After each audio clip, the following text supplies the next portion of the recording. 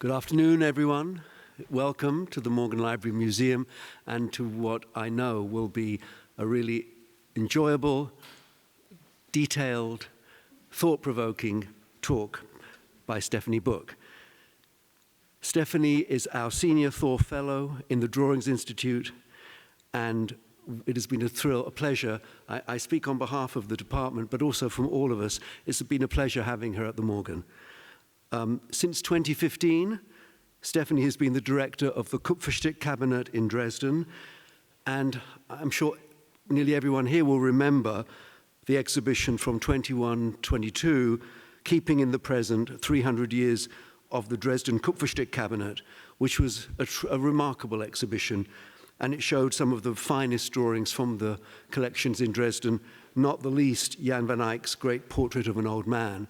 That was an exhibition that, coming soon after the relief from COVID, I can remember people going to again and again and again.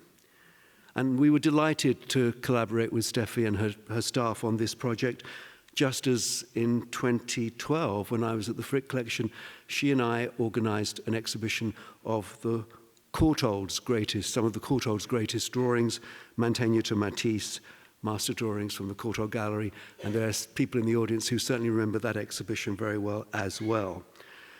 Now, before moving to Dresden, Stephanie was for a decade the curator of drawings at the Courtauld, where she created many memorable exhibitions: Temptation in Eden, Lucas Cranach's Adam and Eve in 2007, the young Dürer drawing the figure in 2013. With Cranach and Dürer, we come closer to the subject of this afternoon's lecture. One of our many reasons for inviting Stephanie Book, a wonderful teacher, a great colleague, an excellent connoisseur, a very generous and open art historian, but one of the many reasons we invited her was also to look at our early German drawings. The Morgan has had many specialists in different areas, but never a German specialist in its curatorial ranks. And our collection of drawings by Dürer, as you will see, is strong and well known, but even this area of the collection has new material to reveal. And looking beyond Dürer, there was much work to be done in the earlier parts of the collection, and Stephanie was the ideal person to do so. Her lecture, which is part of a larger research project, this afternoon is dedicated to the research that she undertook in our collection. I also want to acknowledge the assistance she received from our Moore Fellow, Olivia Dill, who has worked very closely with Stephanie over the last few months. But I will also mention the entire department: John, Jennifer, Sarah, Danielle, and our modern team as well. It's a very congenial space where drawings are brought out for lots of eyes to look at, and I know that is one of the pleasures of being a fellow in the Drawings Institute. I'm particularly grateful for John Marchari, who manages the manifold issues related to this fellowship and many others with considerable aplomb. Before inviting Stephanie to talk, let me just remind you that all of these Thaw lectures are published as small volumes. Steffi's will be, and very pleased to note that we've just received the publication of our last Thaw lecture, Jennifer Mundy's Light and Flow, Lillian Lynn's Crossing Map Drawings, which can be is an elegant, slim volume that's easily handled. Now it's my pleasure, I'm glad to see so many of you on this rather cold afternoon. Now it's my pleasure to invite Stephanie Book to come to the stage and to consider broader questions related to the German Renaissance workshop. Her lecture is entitled Through Lines, Approaching Early German Drawings. Please welcome Stephanie Book.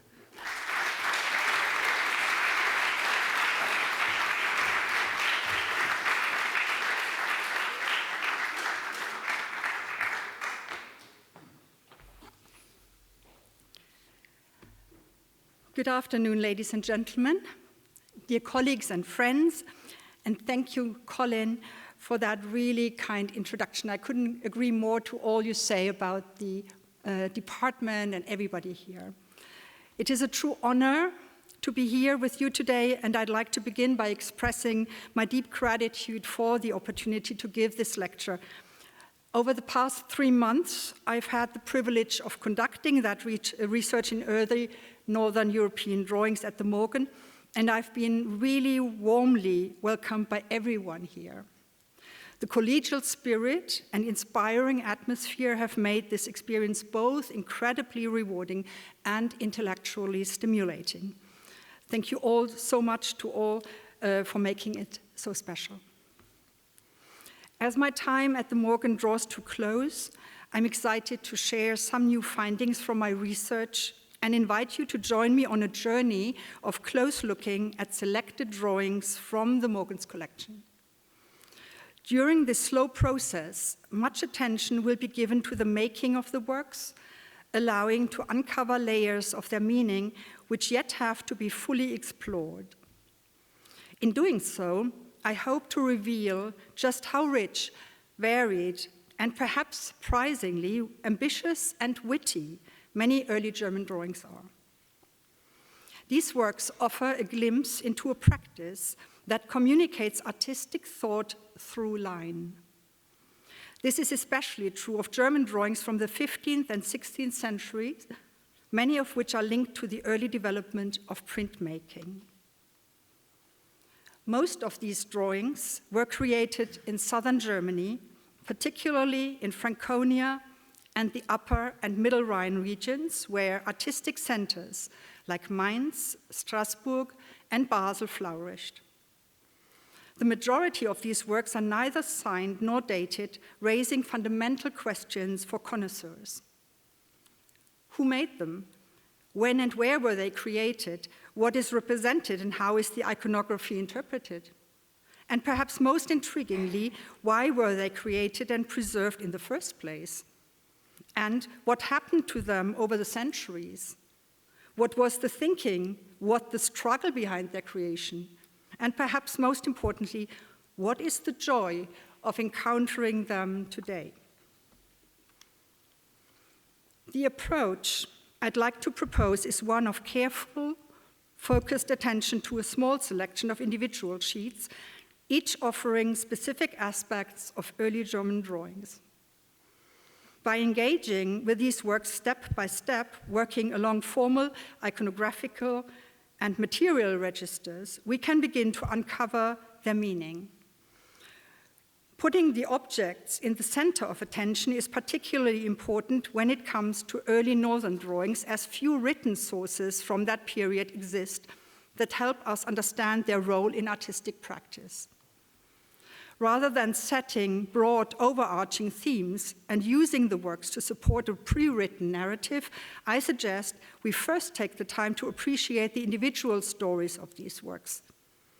By the end of our journey, connections and through lines will emerge naturally. By doing so, it's also worth remembering that these drawings made on paper are fragile objects that have survived for over 500 years and have undergone changes throughout their long histories. They may have been trimmed along their edges, folded, stuck into albums, or mounted, framed and glazed. Some may have been inscribed with comments, while others have been handled in ways that preserved or altered their appearance. These physical changes have inevitably influenced the way we read these works today, and by considering these various layers of use, we can better appreciate how these fragile objects have become such rich and telling examples of a practice that communicates artistic ideas through lines. One central figure of this lecture is Albrecht Dürer, perhaps the most iconic name in German drawing. Dürer spent most of his life in Nuremberg, where he was born in 1471. Like many artists before and after him, he traveled at various points in his career, for reasons both professional and personal, to Italy and the Netherlands. A celebrated painter during his lifetime, Dürer established his reputation through his prints, woodcuts, and copper plate engravings. Dürer was not only an accomplished artist, but also an intellectual who was deeply invested in the study of mathematics, perspectives, and the proportions of the human body. He documented his findings in numerous books, mostly published only posthumously. Dürer was also the first German artist known to have collected and documented the works of fellow artists and predecessors, some of whom might have otherwise remained unknown. Dürer was a greatly ambitious artist, aspiring to elevate the status of artists in Germany similar to what he experienced in Italy. Despite being supported by a network of intellectuals, wealthy patrons, and rulers, the artist felt not enough appreciated, as he famously expressed in a letter written from Venice to his Nuremberg friend, the humanist Willibald Pirkheimer, on October 13, 1506, and I quote, "Oh, how I shall freeze after the sun. Here I'm a gentleman, at home I'm a parasite." As a draftsman, Dürer worked in a wide range of media, including pen, brush, and ink, metal point, chalk, charcoal, and watercolor. About 950 drawings by his hand survive, mostly preserved in European collections. However, 8 sheets from various phases of Dürer's career have made their way to the Morgan Library and Museum. 6 of these were acquired by Pierpont Morgan in the early 1900s, including the most celebrated of all German drawings in the United States, acquired in 1910 in the sale of the prized collection of Bohemian Baron Adalbert von Lanner, the pen and ink drawing of Adam and Eve, signed and dated 1504 by the artist. The drawing focuses on the nude figures of Adam and Eve depicted in the pivotal moment of rebellion against God's command not to eat from the tree of knowledge in paradise. Both figures are modeled after classical sculptures, Venus and the only recently rediscovered Apollo Belvedere. Both figures represent the ideal physical perfection that God intended for creation. Only after the act of disobedience, upon eating the forbidden fruit, would the human body begin to age. Recent research has shown that Dürer's composition resulted from a complex process of collaging 2 separate figures originally drawn on separate sheets of paper. The unifying dark background was added in stages, and the monogram and date AD 1504 were incorporated only late in the process. By doing so, Dürer must have accepted the sheet, which clearly shows the process of making, as a critical stage in the development of his famous 1504 engraving. This print, his most ambitious to date, shows Adam and Eve standing in paradise, represented as a dark forest populated with animals. The print is not only monogrammed and dated, but it also includes the artist's full name and a reference to Nuremberg, where Dürer lived and worked. By proudly recording the city's name, Dürer honors the place where he received his training and found artistic sources as foundational to his work as the classical models he was studying. The art of printing, detailed observation of nature, and the thriving, economically potent, and intellectually stimulating environment of Nuremberg allowed Dürer's artistic ambitions to flourish. This free imperial city provided Dürer with a strong network of craftsmen, artists, and intellectuals. While not protected by guilds, it also lacked the limitation of such organizations, giving Dürer greater creative freedom. By the late 15th century, when Dürer was training, Nuremberg had developed a tradition of sophisticated panel painting inspired by Bohemian and Northern Italian Trecento art, as well as by the latest trends of early Netherlandish painting. These influences had reached the bustling merchant city via the import of drawings and also through direct encounters by Nuremberg-based artists like Hans Bleidenwurf, who had spent time in the Netherlands. A particularly telling drawing from this early period is a medium-sized sheet acquired by Jean Thaw and donated to the Morgan Library in 1970. Used on both sides, the sheet features on the recto a drapery study so finely executed that it appears more like a painting than a linear drawing. Surrounded by a monochrome red background, it carries the allure of modern art. Its closest parallels can be found in Renaissance studies from the Circle of Leonardo and in fact Dürer. In stark contrast, the verso displays a strictly graphic image depicting the martyrdom of the apostle Matthew. The drawing is executed in pen and black ink. The contours follow meticulously a preliminary underdrawing in black chalk, strongly suggesting that an existing model was carefully copied. Following the canonic principles described by Leonard Battista Alberti in 1435, who suggested that a picture should be understood as a window to the world, intended not only to mimic, but to surpass the natural world, fooling the eye and stimulating the intellect, one might criticize the lack of mastery in certain aspects of the composition. The receding in space is not accomplished. The figures seem to stand on a slope rather than a flat surface. Their proportions are inconsistent, and the apostle's head is disproportionately large.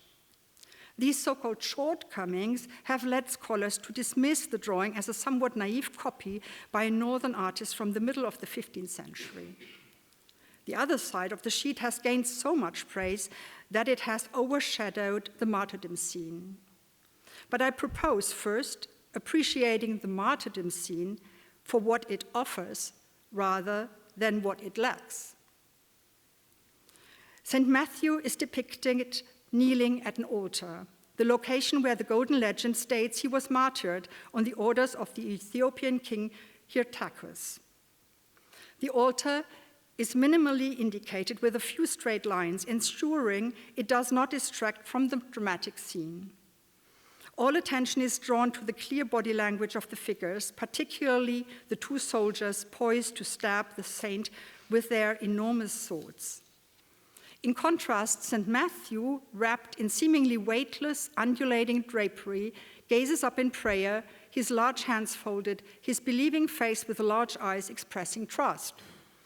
The image captures the essence of the martyrdom's message, and that is the steadfastness of the faithful saint in the face of violent death, thus serving as an exemplary model for the Christian believer. While principles of early Renaissance art are not evident in this image, its independence from light, space, and proportion allows it the freedom to fulfill its purpose as a devotional image.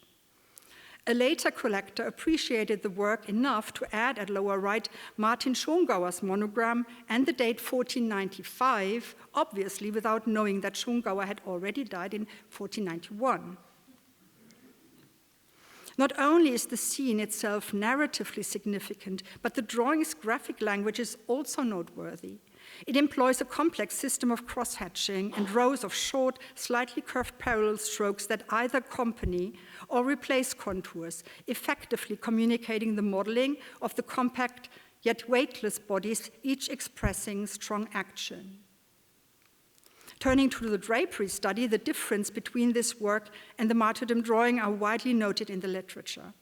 Admired for its exquisite beauty and nature study appearance, yet lacking a clear historical context, it has been attributed to various regions and artists, including Germanic, Netherlandish, French, and Spanish origins.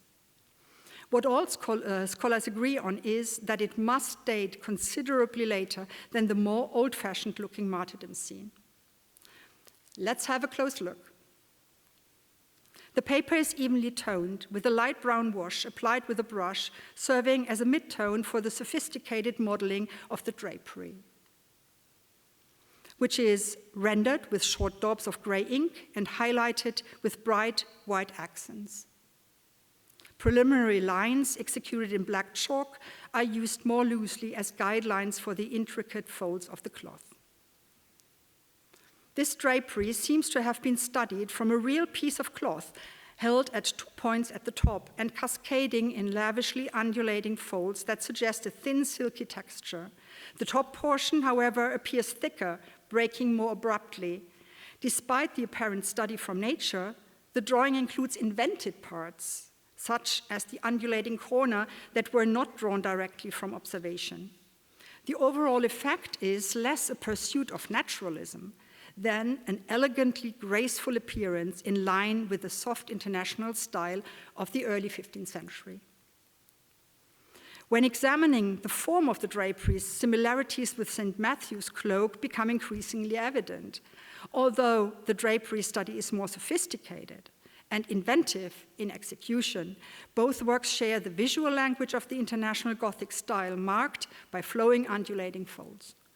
This stands in contrast to the angular folds seen in early Netherlands and Italian Renaissance draperies, typically lit from a specific light source. The highlights on the Morgan drapery, however, appear scattered across its surface. Given these stylistic features, both sides of the Morgan sheet can be dated to the first half of the 15th century.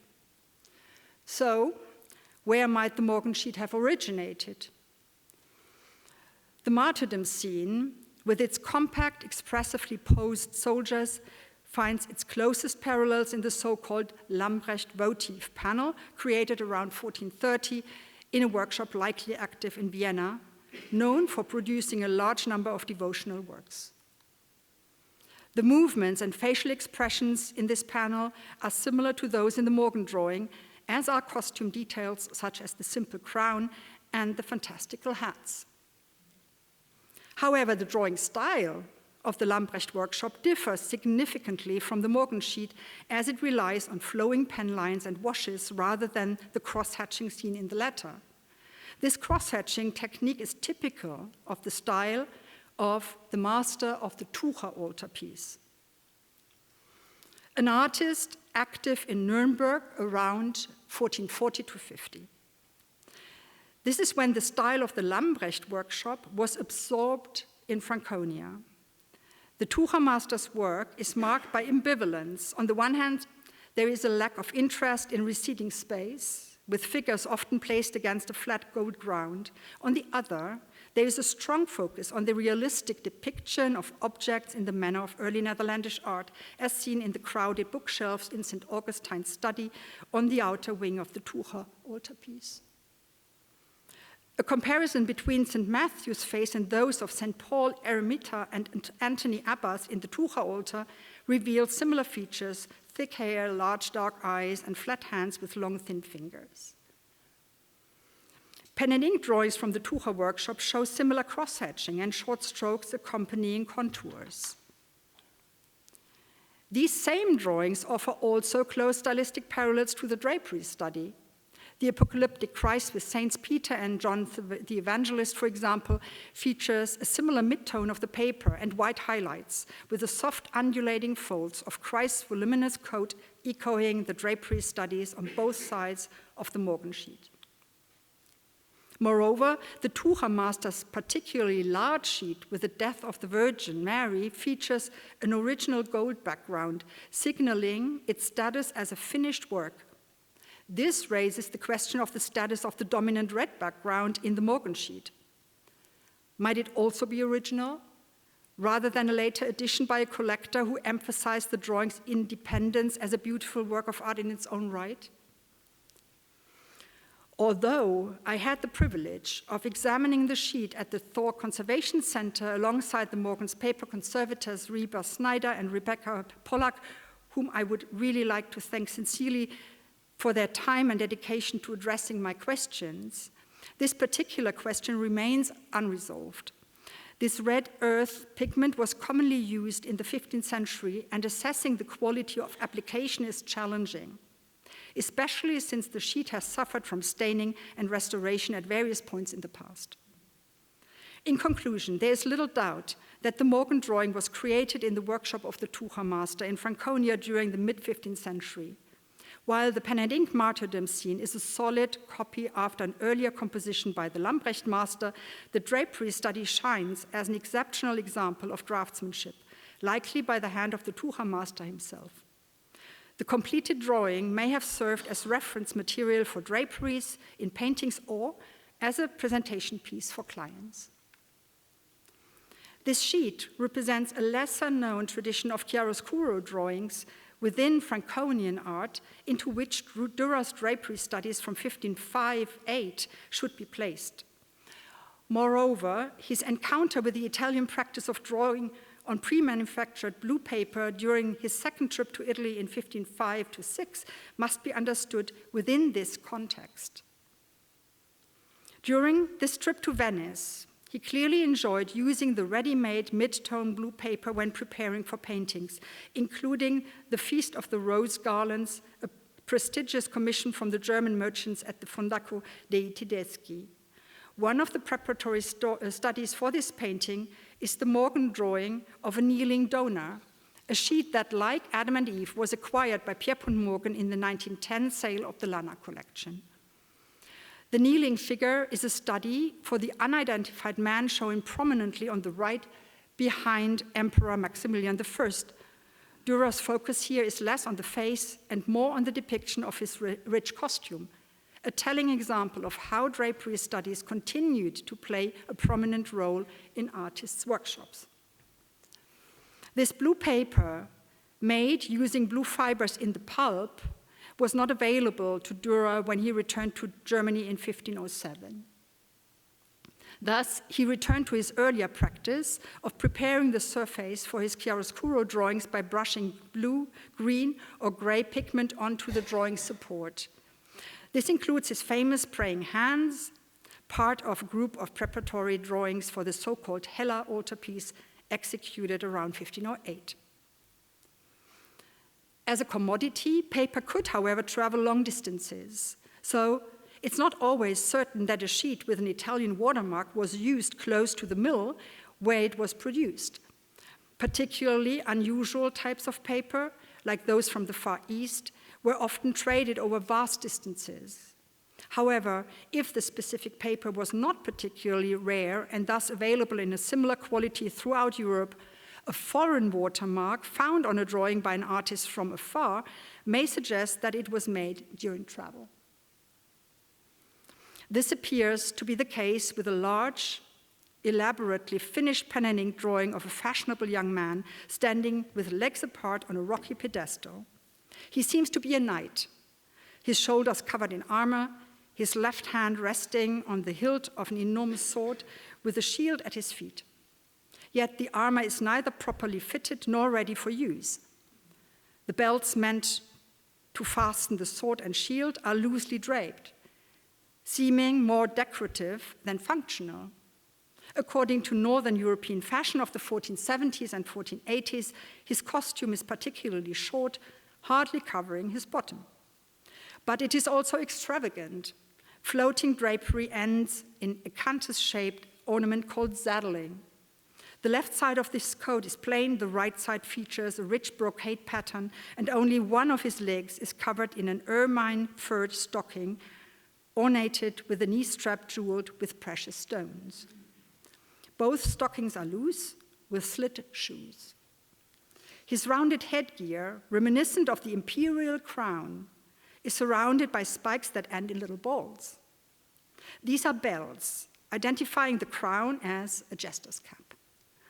This figure is a flamboyant fool shown as the ruler of the world, not through physical control or protection, but by the absurdity of his outfit and gesture.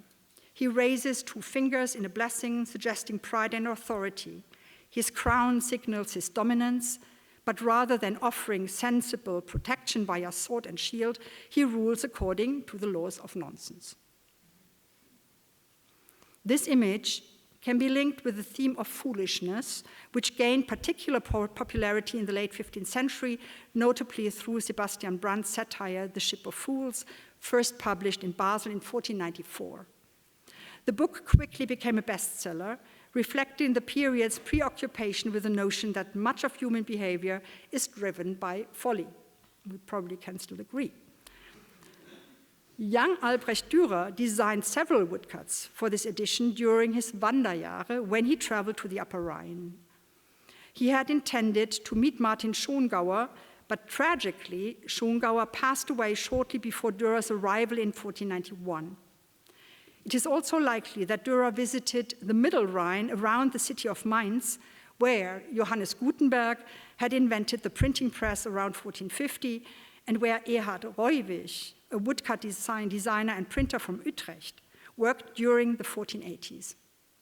Reuwig is documented as, quote, the skillful artist who accompanied Bernhard Breidenbach, the canon of Mainz Cathedral, on his pilgrimage to Jerusalem in 1483, and later published the illustrated travel journal Peregrinatio in Terram Sanctam in Mainz in 1486. This background provides a useful context for interpreting the drawing of the Fool. Based on the watermark of a small serpent, the paper was made in Pavia, in northern Italy around 1470, placing the drawing in the 1470s to early 1480s. The style of the figure and its graphic language suggest an attribution to the monogrammist W.B., an artist then active in the Middle Rhine in the circle of the housebookmaster. His 4 known engravings are exceptionally rare works, 3 being preserved as unique impressions like these 2. The splendid head of a young woman wearing a richly ornamented headgear shows close similarities to the Fool, not only in the depiction of the brocaded costume and the jewels, but also specific features such as the unusually pronounced rendering of the philtrum linking nose and mouth, supporting an attribution of the Fool to the monogrammist W.B. This artist is identified as Wolfgang Peurer, a name documented only through an inscription added by Dürer to a drawing of a rider from his personal collection. Dürer may have acquired the sheet from Beurer during his Wanderjahre, or possibly in Nuremberg, where Beurer is thought to have trained, potentially under Dürer's own teacher, Michael Wohlgemuth. This new attribution of the Fool to Master W.B. suggests that Peurer executed the drawing in Italy, adding an important new detail to his biography.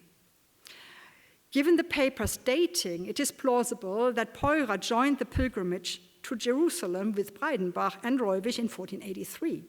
This suggestion obviously remains purely hypothetical. One key question remains. Why would a German artist traveling in Italy create a drawing of a fool as the ruler of the world? The answer may lie in the context of playing cards, which became popular across Europe in the 15th century.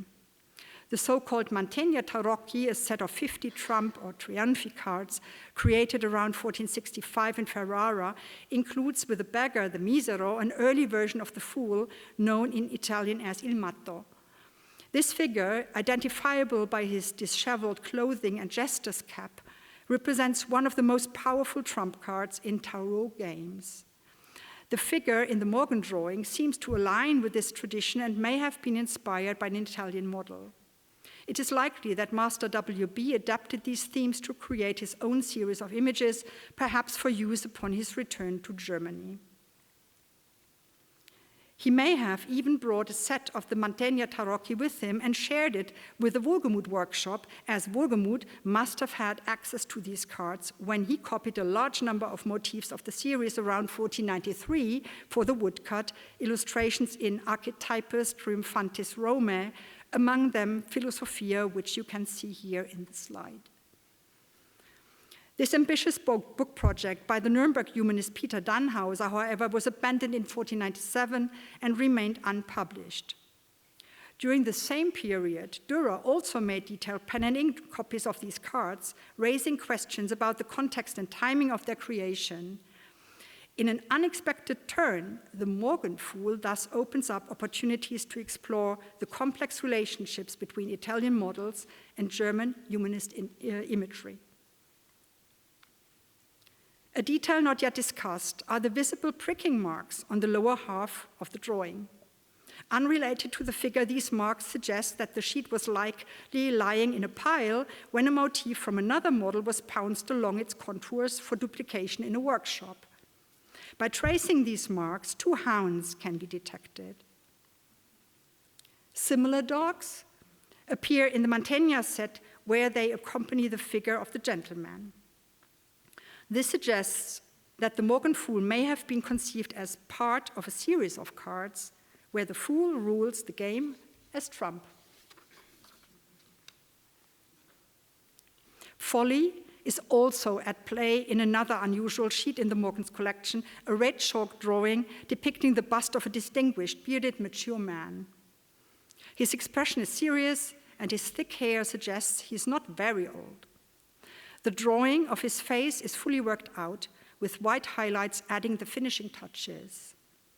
Slightly less attention is given to the bust, but still enough details, such as the diagonal chalk marks on the lower left, suggest that the man is wearing a heavy furred coat and a thickly padded striped doublet, a fashion popular in the first half of the 16th century. The watermark, a beautifully clear image of a large ox's head with a serpent around a tall cross, confirms the dating, as the closest comparisons were used in 1521 in Frankfurt and Wolfenbüttel. Furthermore, the drawing is signed in red chalk with the monogram SB on the left side. The letters are slightly cropped due to the trimming of the sheet, but they are still clearly identifiable as Sebald Beham's monogram. Born in 1500 in Nuremberg, Beham was a generation younger than Dürer, and until his death in 1550, produced a large body of work, mainly small-scale engravings typical of the so-called Nuremberg Kleinmeister. These were influenced by Dürer not only in their flawless technique, but also in their compositions. However, Beham's subject matter was more didactic and popular in contrast to Dürer's intellectual approach. Looking at the sketches carefully arranged above the monogram, we find 4 unrelated motifs. A pile of poop presented on a plate or pillow, a beehive, a large cup or pot containing a strange plant with donkey ears as leaves, and a swinging jester's cap with ringing bells hanging from the stem. These bells are vividly rendered as small circles and squiggles, evoking a jingling sound and adding a light-hearted touch to the drawing. This seems at odds with the serious demeanor of the man, who doesn't appear inclined to laugh or even put on a smile. The squiggles act as a leitmotif, as circles appear throughout the drawing. The poop is encircled, the coat is decorated with circles, a decoration unknown in contemporary fashion, and the man's hair and beard are made of excessive curls. He seems surrounded by singing, ringing, jingling bells, but remains unfazed, maintaining his composure. How do we resolve this contradiction? What is going on here? To answer this, we must ask, is this a portrait of an actual individual, as some scholars suggested, with features such as the sharp nose implying a real person? Or does the image represent a more generalized human condition or experience? The latter seems more likely, especially considering the foolish pattern of the doublet worn under the heavy fur coat, a common attire for wealthy men in the early 16th century. At that time, depictions of older wealthy men who made fools of themselves by courting young women were popular bust-length depictions, often referred to as unequal couples. These depictions could also reverse the genders, showing older women courting young men in pursuit of their money. The features of old age were often exaggerated: missing teeth, grinning faces, thinning hair, or partial baldness. However, in some cases, the depictions were more dignified. In these panel paintings, the meaning is conveyed through the body language of the figures, rather than through text or icons. In our digital age, we are accustomed to expressing emotions through icons, such as emojis, which supplement or even replace verbal language.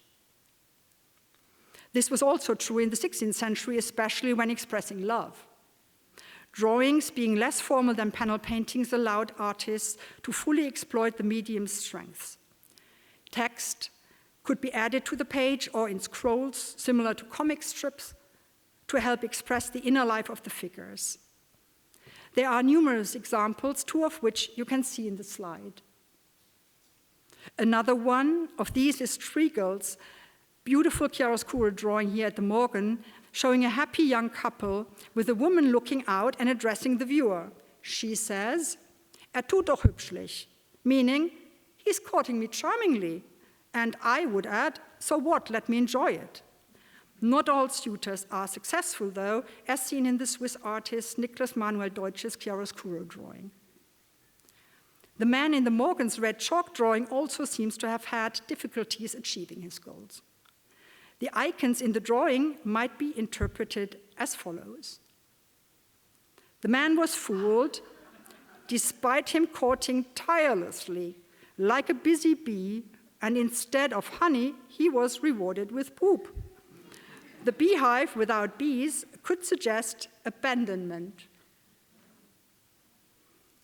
Unlike Dürer's depiction of Venus and Cupid, where Cupid mischievously steals honey from the beehive but pays a high price for his actions when he is stung. A light-hearted depiction of the idleness of hard work that does not always lead to success is also found in a pair of small engravings by Sebald Beham. One shows a bright little Cupid, a diligent pupil who has managed to arrange the alphabet on an intricately twisted scroll. The second engraving, however, shows Cupid wearing a fool's cap, stuck in the same difficult task and being devoured by the monstrous scroll. His arms are trapped in the paper, and instead of the alphabet, his speech is noted on the scroll. And I quote, "An dir hab ich gerissen, dass ich mich hab beschissen," meaning, I struggled with you until I made a turd. The pile of poop lies right under the little one at the center of the print. There are double meanings in this sentence. Firstly, sich selbst bescheißen in German means to cheat oneself, which is often the case, as we all know, of not finding the right solution in challenging situations. Secondly, gerissen in 16th century German referred to drawing or design. Here, Beham comments on the act of drawing itself, humorously saying, "I tried so hard to draw this, but failed and made a turd." This is, of course, an understatement, as Beham's skill as a draftsman and engraver is undeniable. By assuming the role of the fool, Beham not only gains the admiration of scholars, but also wins our affection and smiles. Once again, the fool has triumphed. Thus, the Morgan drawing likely had a counterpart showing a young woman, the source of the man's desire and the reason he made a fool of himself.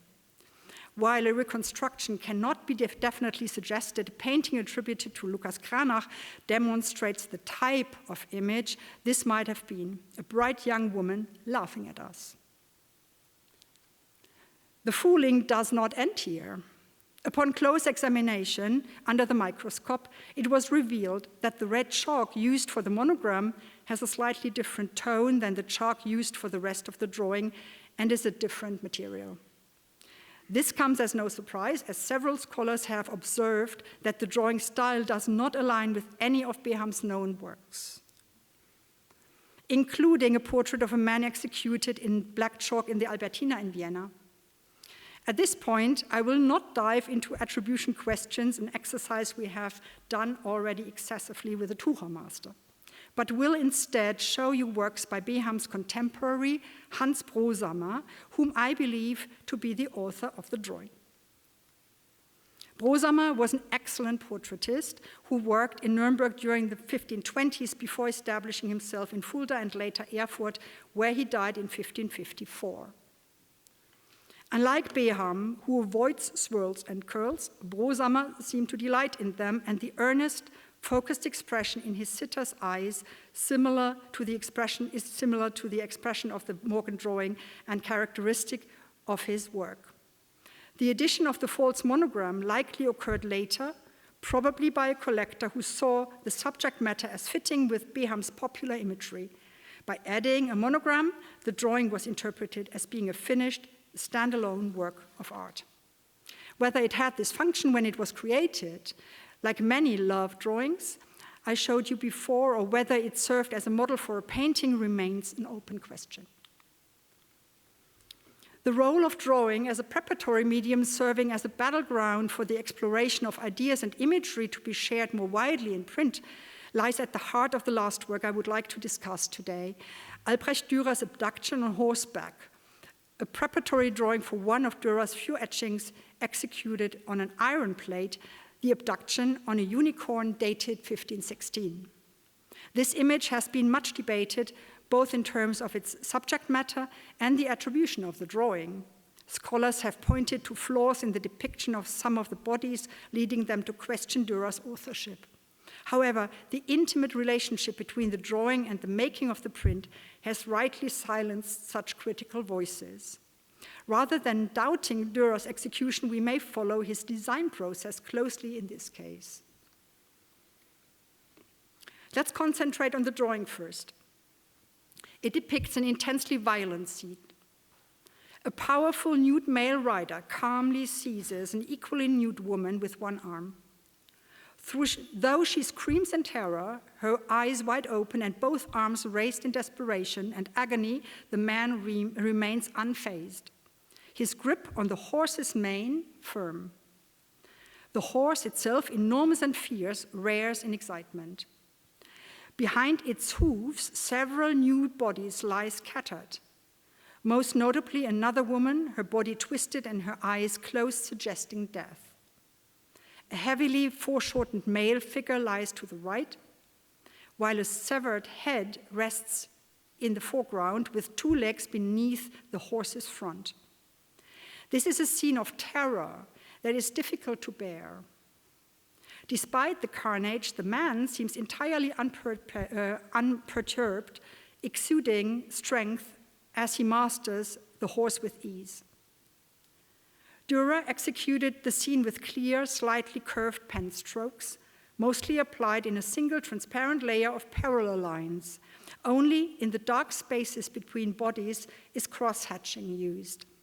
The handling of the pen is precise, characteristic of Dürer's style.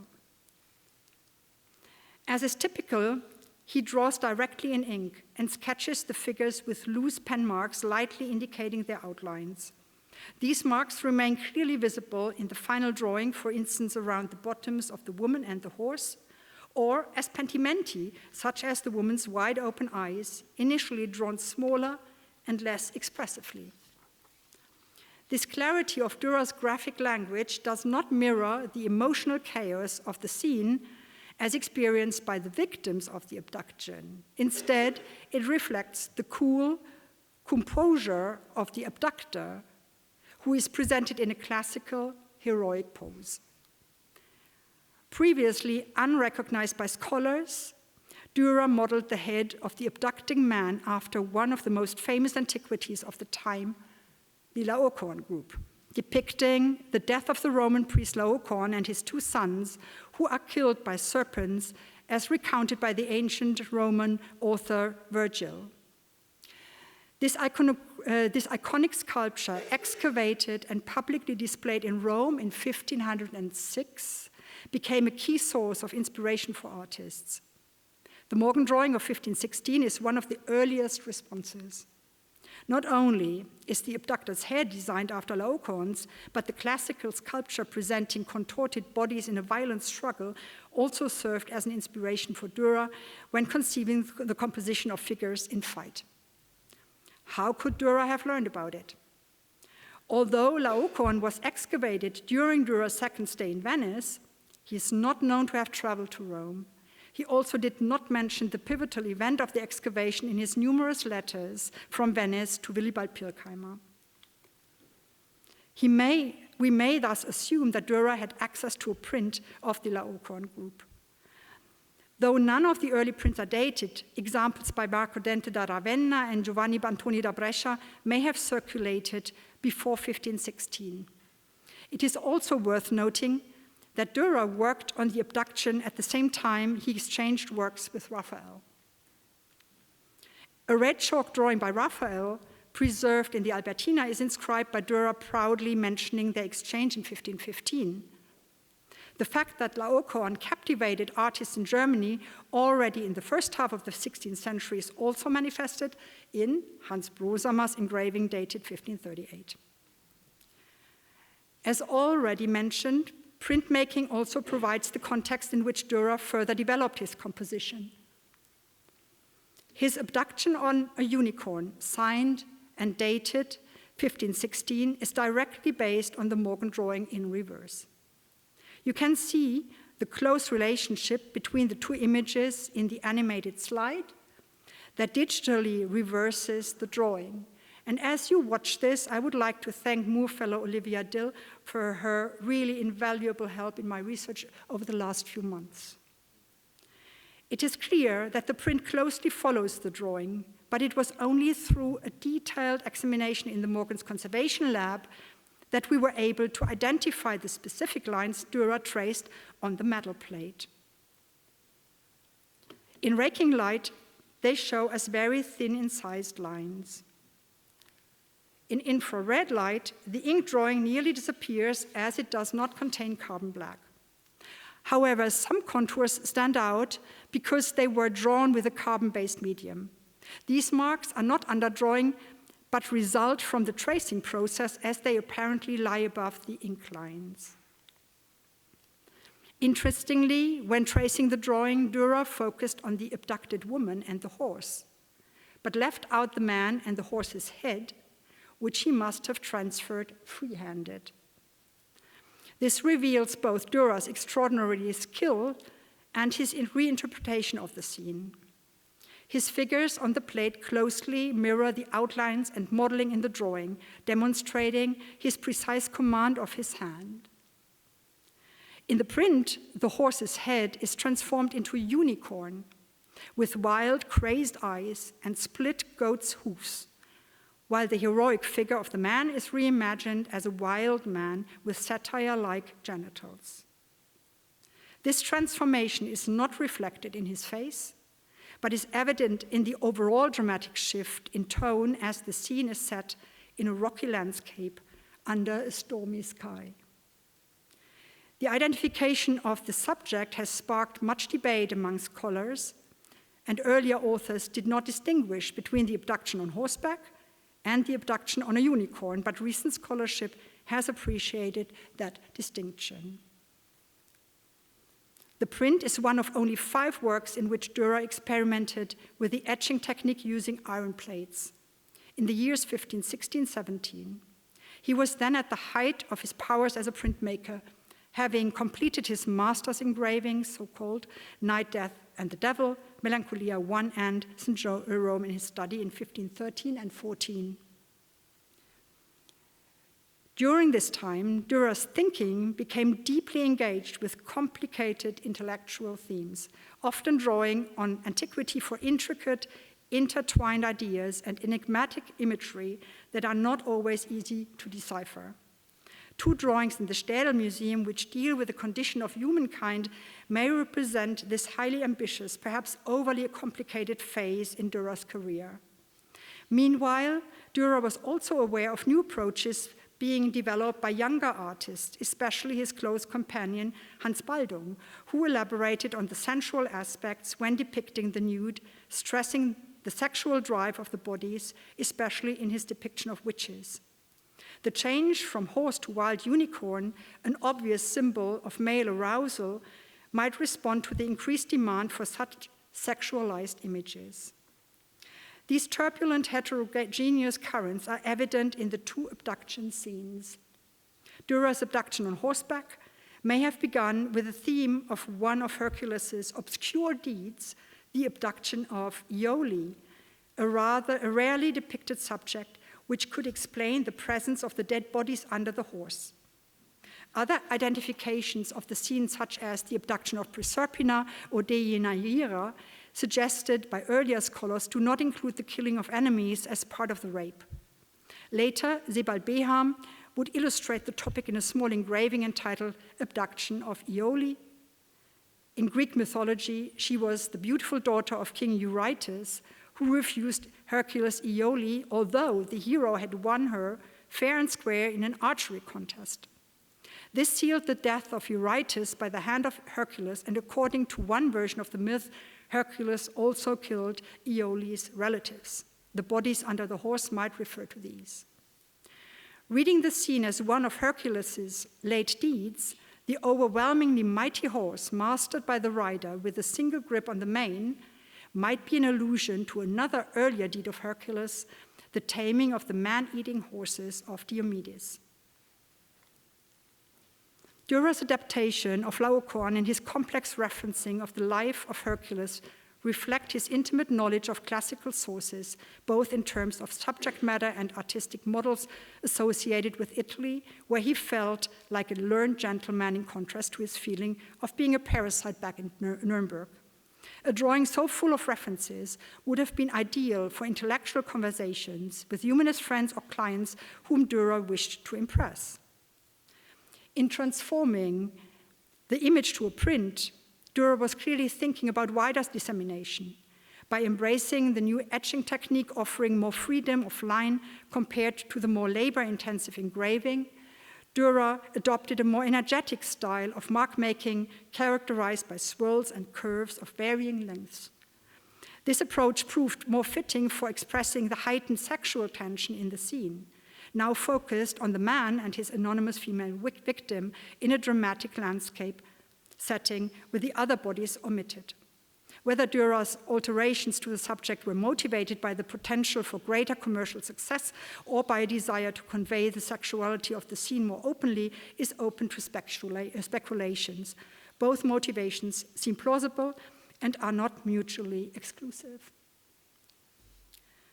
To come to my conclusion, as we near the end of our exploration of the early German drawings in the Morgan Library and Museum, which I admit may be a bit nerdy, but I hope you'll agree, rewarding, I would like to return to the concept of through lines that I mentioned in the beginning. Those thematic threads I suggested would naturally emerge during our journey. One of the most important through lines is the realization that there is much more to these drawings than initially meets the eye.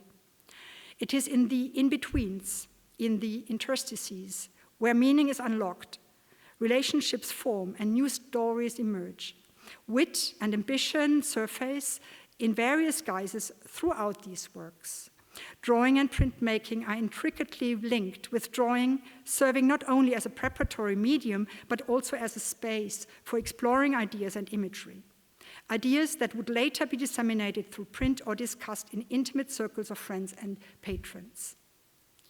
The act of making and the meaning is embedded in these artworks are intimately linked. Engaging with northern drawings means immersing oneself in the linear language of lines, a language with its own grammar that poses fundamental questions for connoisseurs. These questions go beyond attribution and function to address deeper issues of iconography. The approach of direct engagement through close looking is especially appropriate for these drawings, as they are less formal than panel paintings and offer an openness that invites immediate analysis. This approach proved invaluable in understanding the role and practice of drawings in Germany in the 15th and early 16th centuries. Studying the materiality of these objects, aided by technical investigation, provides a solid foundation for further interpretation. One of the most obvious through lines is Albrecht Dürer, but just as important are the works of artists around him. The works we explored reveal rich narratives. Some, such as the Martyrdom of St. Matthew or the Fool, have long been underappreciated or even misunderstood. Artists, whether famous or anonymous, like the Tucher master Marcel W.B., alias Wolfgang Peurer and Hans Brosamer, have stories to tell that go beyond mere footnotes in the canon of Northern Renaissance art, dominated by big names like Dürer. By placing Dürer within the broader artistic culture of Nuremberg and Germany, an environment as vital to him as the influences of Italian art and its classical heritage, we gain a clearer understanding of his ambitious contributions and extraordinary versatility in drawing and printmaking. Rather than viewing Dürer as the solitary genius at the center of art history, we can appreciate him as one particularly bright star within a much larger constellation, standing on the shoulders of those who came before him. Furthermore, by dedicating time to individual objects and asking about their interstices, by taking the often overlooked anonymous works in museum collections seriously, we as art historians contribute to an important shift in cultural discourse. This shift reflects a broader social awareness, recognizing that every individual work and every artist, no matter how obscure, deserves to be heard. Part of our mission as a museum professional working with large collections of prints and drawings is to safeguard the integrity of this approach, ensuring that every individual work matters, that unheard voices are heard, and that these fragile objects as carrier of stories, both told and yet to be discovered, are preserved and appreciated for future generations. In this spirit, I would like to thank my colleagues and friends, old and new, for their insights and shared experiences over the past few months. And I thank all of you for your attention. I wish you a very joyful and restful holiday season and hope to see many of you in Dresden, where I will be delighted to welcome you in its wonderful Kupferstich-Kabinett. Thank you.